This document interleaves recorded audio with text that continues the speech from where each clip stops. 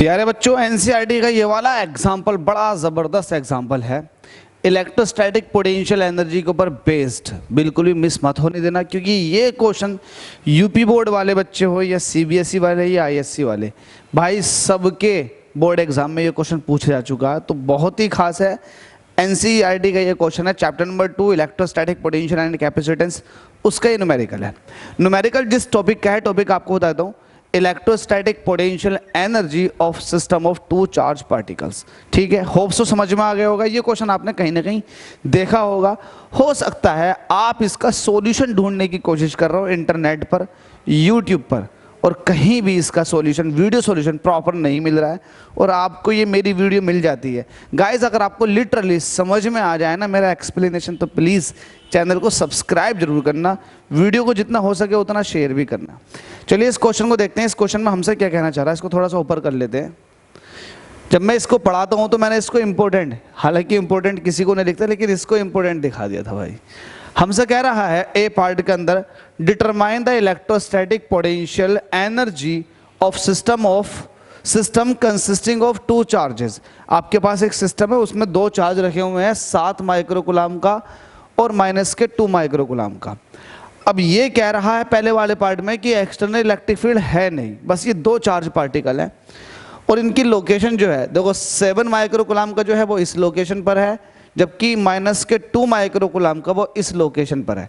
Location में आपको समझ में आना चाहिए, पहला वाला x होता है, दूसरा वाला y होता है, तीसरा वाला z होता है।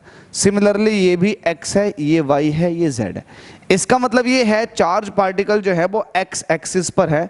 मैं इसको बनाकर दिखा देता हूँ कुछ किस तरह से होंगे। लेट अस सपोज कि आपके पास x एक्सिस है और ये आपके पास y एक्सिस है। ये पॉजिटिव x है, ये नेगेटिव x, ये y है और ये नेगेटिव y। एरो बना देते हैं, आपको यहाँ ज़्यादा अच्छा समझ में आएगा। और ये ओरिजिन है। आपसे कह रहा 7 माइक्रोकुलाम जो है वो माइनस के 9 सेंटीमीटर पर है, तो माइनस का 9 सेंटीमीटर कहीं ना कहीं यहाँ होगा, तो माइनस के 9 सेंटीमीटर। तो यहाँ पर कौन सा चार्ज है, वो चार्ज है 7 माइक्रोकुलाम का। ठीक है, दूसरा वाला जो है माइनस के 2 माइक्रोकुलाम, ये कहाँ पर है, ये 9 सेंटीमीटर पर। तो लेट अस सपोज कि 9 सेंटीमीटर ये होगा, 9 सेंटीमीटर वाला पॉइंट ये है, यहाँ पर माइनस के 2 माइक्रोकुलाम का चार्ज है। ठीक है, अब आपको इस सिस्टम की पोटेंशियल एनर्जी बतानी है।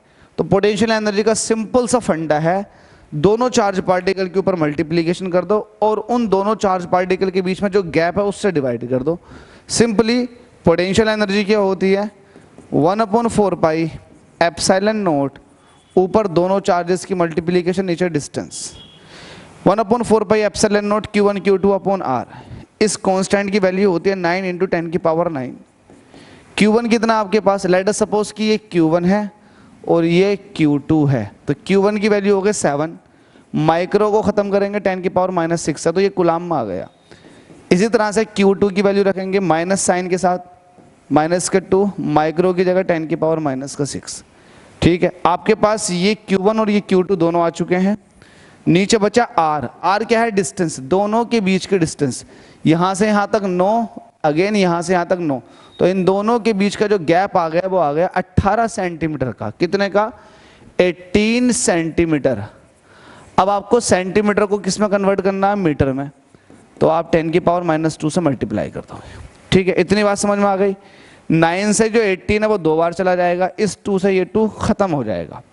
ठीक है, ध्यान दो, 10 की पावर -6 ये है, 10 की पावर -6 ये है, तो 10 की पावर -12, नीचे 10 की पावर -2 है, तो ये 12 को 10 की पावर -10 छोड़ेगा, क्योंकि -2 नीचे है, वो कट जाएगा।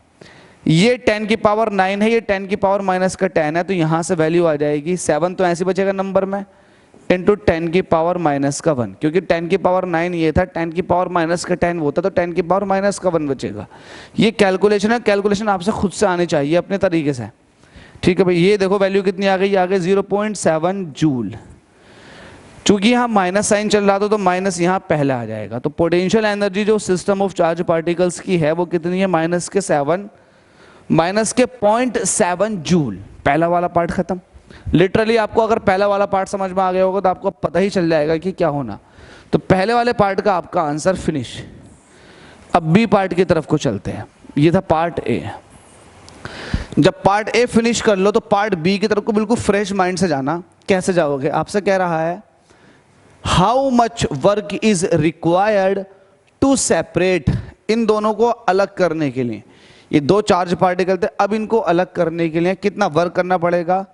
The two charges infinitely away from each other. अब इन दोनों को एक दूसरे से इनफाइनाइट तक लेकर जाना, मतलब एक दूसरे से इनफाइनाइट डिस्टेंस पर लेकर जाना।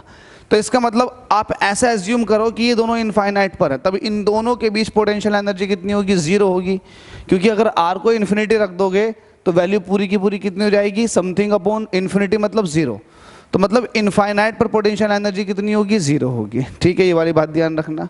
तो जब आप पोटेंशियल एनर्जी निकालोगे इनफाइनाइट पर, और शुरुआत में कितनी थी? माइनस का 0.7 जूल, तो आपके पास प्लस का 0.7 जूल आंसर आ जाएगा। ये जो बात मैंने कही है हो सकता है बहुत सारे बच्चों की समझ में नहीं आई हो, लेकिन मैं ये कहना चाह रहा हूँ कि माइनस के 0.7 जूल अभी फिलहाल एनर्जी है। अगर मैं इतनी ही पॉजिटिव एनर्जी दे दूँ इस सिस्टम को, तो ये दोनों एक दूसरे से इनफाइनाइट डिस्टेंस अवे मूव कर जाएंगे, क्योंकि इतनी इसके पास निगेटिव एनर्जी अगर इतनी पॉजिटिव एनर्जी दे दोगे तो ये सेपरेट हो जाएंगे। तो ये बात आप इस तरह से भी समझ सकते हैं। ठीक है, दो तरीके समझा दिए। तो आप ऐसा कहेंगे work done is equal to हो जाएगा change in potential energy, change in potential energy. ठीक है भाई, ये तो कहना चाह रहा है कि पोटेंशियल एनर्जी में चेंज कर दो। अब पोटेंशियल एनर्जी में चेंज मतलब फाइनल पोटेंशियल एनर्जी, जब आपने इनफाइनाइट अवे ले गए थे तो ये हो जाएगा U2, और शुरुआत की potential energy let us suppose U1 है। U2 कितनी होती है? जीरो। इनफाइनाइट पर पोटेंशियल एनर्जी तो जीरो होगी, माइनस U1 कितना निकाला आपने? Minus 0.7 joule. तो यहाँ लगाओगे माइनस 0.7 जूल, तो देखो माइनस माइनस प्लस हो जाएगा, प्लस 0.7 जूल। अगर मैं प्लस का 0.7 जूल एनर्जी दे दूं सिस्टम ऑफ चार्जेस को, तो ये एक दूसरे से इनफाइनाइट अवे मूव कर जाएंगे। तो ये मैंने आपको ओरली बोला था, अब आपको मैंने सॉल्व करके भी दिखा दिया। देखो समझ में आ गया होगा, अगर समझ में नहीं आए तो आप बता सकते हैं, क्योंकि आप लोगों के लिए मेहनत की जा रही है, आप लोगों की समझ में आना चाहिए। तो इसके दो पार्ट खत्म हो चुके हैं, पार्ट ए फिनिश हो गया, पार्ट बी। अब इसके लास्ट पार्ट की तरफ को चलते हैं। नेक्स्ट स्लाइड ले लो, और इस क्वेश्चन को मैं वापस से ले लेता हूं। देखो भाई, तीसरे वाले पार्ट की तरफ को चलो। हमसे कह रहा है suppose the same system of charges is now placed in an external electric field. अब ये कह रहा है कि ये जो सिस्टम आपके पास चार्जेस का था, ये सिस्टम क्या था? एक बार फिर से बना लेता हूं। आपके पास ये पॉजिटिव एक्स एक्सिस है, ये नेगेटिव एक्स एक्सिस है, ये पॉजिटिव वाई एक्सिस है, ये नेगेटिव वाई एक्सिस है। ये सिस्टम ये था कि एक चार्ज पार्टिकल यहाँ रखा था, एक यहाँ रखा था, ये भी 9 सेंटीमीटर है, और यहाँ से यहाँ तक ये भी 9 सेंटीमीटर है।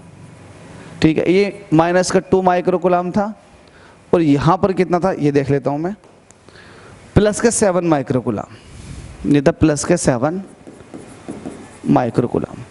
अब आपसे कह रहा है कि अब आपने इस सिस्टम ऑफ चार्जेस को एक्सटर्नल इलेक्ट्रिक फील्ड में रख दिया। तो गाइज आपको एक्सटर्नल इलेक्ट्रिक फील्ड में रखने पर किसी भी चार्ज पार्टिकल के सिस्टम को पोटेंशियल एनर्जी का फॉर्मूला याद होना चाहिए। क्या होती है? Potential energy is equal to होता है, ये होता है कुछ इस तरह से Q1 V Q1, सही करके इस तरह से लिखो, Q1 V R1 लोकेशन पर प्लस Q2 V ये R2 लोकेशन पर plus 1/4 pi epsilon not Q1 Q2 upon distance. हालांकि ये कुछ नहीं है, ये कुछ नहीं है, इसके बारे में डिटेल बता रखी है मैंने लेक्चर्स के अंदर, जा करके देख सकते हैं। तो ये याद होना चाहिए आपको, जब मैंने आपको लेक्चर में सिखा दिया तो अब तो आपको रटा हुआ होना चाहिए कि इसका मतलब क्या। ये एक्सटर्नल इलेक्ट्रिक फील्ड में किन्हीं दो चार्ज पार्टिकल के बीच पोटेंशियल एनर्जी का फॉर्मूला है। ठीक है भाई, जरा ध्यान दो, यहाँ पर आपको क्या दिया हुआ है।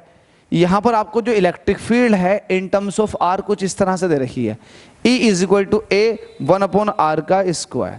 ठीक है, चलो भाई सॉल्व करते हैं, सॉल्व करते हैं। सॉल्व करने के लिए आपके पास क्या है? पोटेंशियल एनर्जी लिखेंगे, आप कहेंगे potential energy of system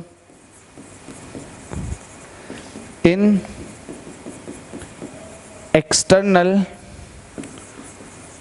electric field. ये क्या हो जाएगा? ये हो जाएगा Q1V R1 लोकेशन पर प्लस Q2V ये R2 लोकेशन पर plus 1/4 pi epsilon not Q1 Q2 upon distance. यही होना चाहिए, ये है भी। जरा सॉल्व करते हैं इसको। Q1 मतलब पहला वाला चार्ज, किसी को भी ले लो, अगर आपने इसको Q1 कह रखा तो इसको Q1 लोगे, इसको Q2 लोगे, तो Q1 तो ये हो जाएगा 7 माइक्रो की जगह 10 की पावर -6, ठीक है। V, अब देखो यहाँ आपको V नहीं दे रखा, आपको इलेक्ट्रिक फील्ड दे रखा, तो आपको पता है, आप कह सकते हैं सिंस इलेक्ट्रिक फील्ड जो है वो आपके पास A/r² है, तो जो V होता है वो होता है E/r। V निकालना मुझे इन टर्म्स ऑफ A, तो E की वैल्यू पुट कर दो A/r²। R पहले से तो R से R कट गया, तो ये हो जाएगा A/r। तो मतलब V आपके पास कितना आ जाएगा A/r।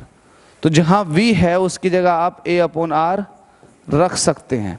तो एक काम कर लेते हैं, मैं इसको पहले रख ही देता हूँ, वैल्यू बाद में पुट करेंगे। तो ये हो जाएगा Q1 A/r plus Q2 A/r। तो इसको R1 कह दो, इसको R2 कह दो, ज़्यादा बेहतर होगा। Plus 1/4 pi epsilon not Q1 Q2 upon R। ठीक है भाई। Q1 आपके पास कितनी है वैल्यू, जल्दी से बताओ। 7 माइक्रो को ख़त्म कर दिया। A आपको दिया हुआ है 9 × 10 की पावर 5। R1 का मतलब यह है कि ओरिजिन, यहाँ से डिस्टेंस बताओ कितनी होगी, 9 सेंटीमीटर। कितनी है, 9 सेंटीमीटर। सेंटीमीटर को मीटर में कन्वर्ट करेंगे तो 0.09, ये मीटर में आ गया। प्लस Q2 की वैल्यू कितनी है आपके पास, देखो ये भी 9 सेंटीमीटर थी, ये भी। Q2 कितना, -2 माइक्रो को ख़त्म कर दिया। A कितना, 9 × 10 की पावर 5।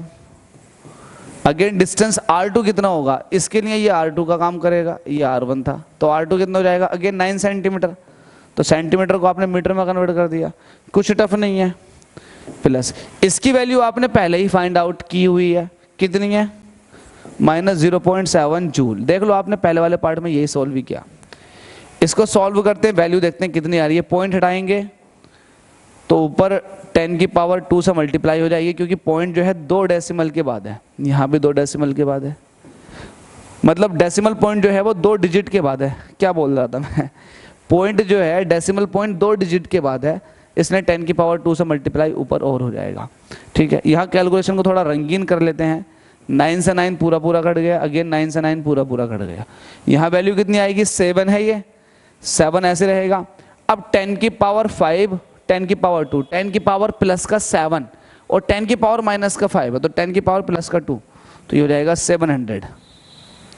ठीक है, क्लियर है। 5 और 2 7 है पावर, ये माइनस ऐसे रहेगा। अब देखो 5 और 2 7 ये हो गई, और ये कितना है आपके पास, माइनस, तो माइनस का 200 आया। ये तो आया माइनस के 200, देखो जरा, -2 ये है 10 की पावर -6, और 5 और 2 7, 10 की पावर प्लस के 7, तो प्लस के 7 और माइनस का 6, तो प्लस का 1 बचेगा भाई 100, तो ये 20 आएगा। इसी तरीके से 5 और 2 7, यहाँ भी 70 आएगा। कैलकुलेशन मिस्टेक हो जाती, 70 - 20 सही करके लिख दो, सही करके लिख दो, तो ये आ जाएगा 70, ये आ जाएगा -20, और ये माइनस में है 0.7 जूल। सॉल्व कर लेते हैं। 70 में से 20 निकालेंगे तो ऑब्वियसली 50 बचेंगे। 50 में से 0.7 निकालेंगे तो ये आ जाएगा 50 में से 0.7 निकालेंगे तो 59.3, तो ये वैल्यू आएगी 59.3 जूल।